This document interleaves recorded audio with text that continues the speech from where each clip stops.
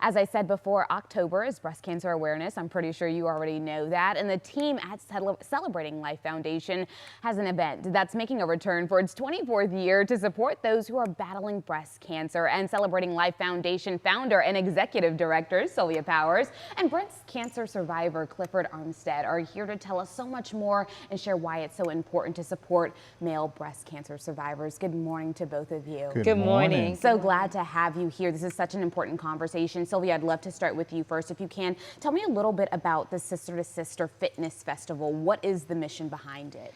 The mission behind the Sister to Sister Fitness Festival was us to engage the entire community in overall wellness, because we have been involved with breast cancer, but as we were doing health fairs, we found out that our community was dealing with diseases like diabetes and heart disease in a disproportionate rate. So we wanted to do something that talked about wellness all over, and we have great people that are coming out dealing with overall fitness and wellness. Wow, okay, so pushing people to get active, get the knowledge that they need so they can prevent anything that's coming their way, or at least know how to navigate it, right? Now, this is your 24th year doing the walk, my goodness. I mean, that's quite exciting. Did you ever expect it to get this far when you first started?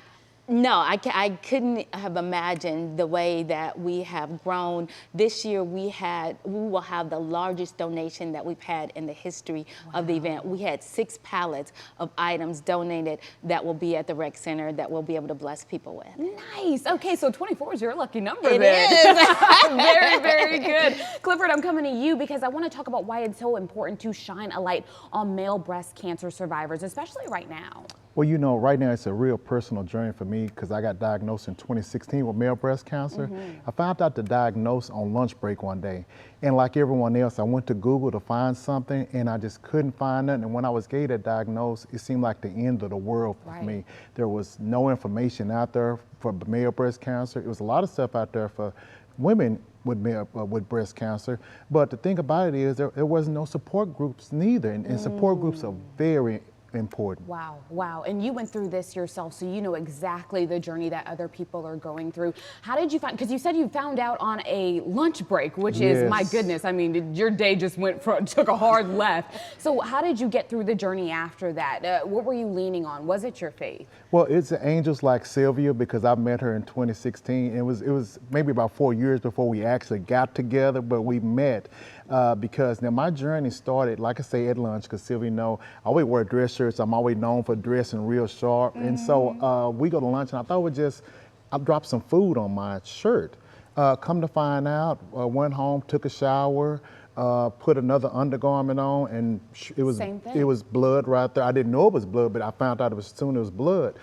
During this time, my wife traveled all over the world. She was gone 3 weeks at a time. When she got back home and she seen me come out the shower with a bandage on my breast, she was like, oh no, something's wrong. So she took me to the nearest doctor. They laid me out on the table just like they do women examinations. They done, and I started looking at it. He said, I'm sorry, sir, but it's a small chance you may have male breast cancer. They rushed me through the whole process and went to the women imaging department because they don't have a men imaging department with my wife, and they said, sir, you're in the wrong place. And I said, well, my name, and she looked, she said, sir, I am so sorry.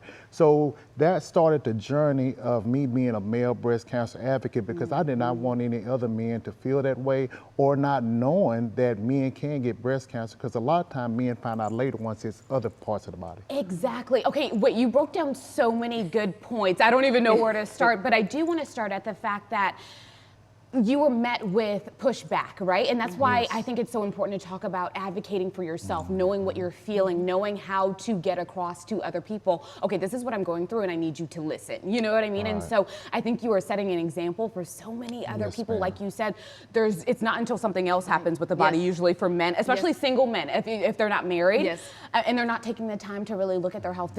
I'm so glad that you're advocating for this. If there is one thing that a man, if they're listening right now, can take away, whether it's proactive care, preventative measures, what's one piece of advice you would give? You said it in a mouthful. It's proactive care.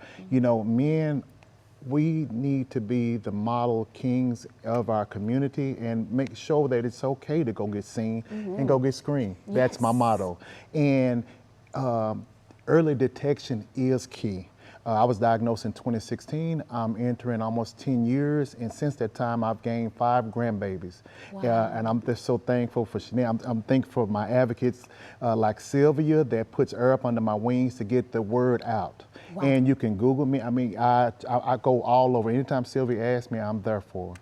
This is just amazing. I'm so glad we're having this conversation this morning. And there's going to be an event where you can get further information. So tell me who, what, when, where, why, all the things. How do we get to Sister to Sister? It will be on this Saturday, October 4th at the Allen E. Sims Cedar Hill Recreation Center from 8 to 12:30.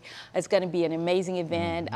State Representative Carlo Sherman is going to be sharing a personal health journey he's going through and talking about his wife's experience with breast cancer as well. So we're very, very excited. You guys have truly inspired someone this morning, and honestly, me too. So thank you so much for being here We're this going morning. to kick the fun and the awareness off There you Saturday. go. Yes. There you go. Thank you guys so much.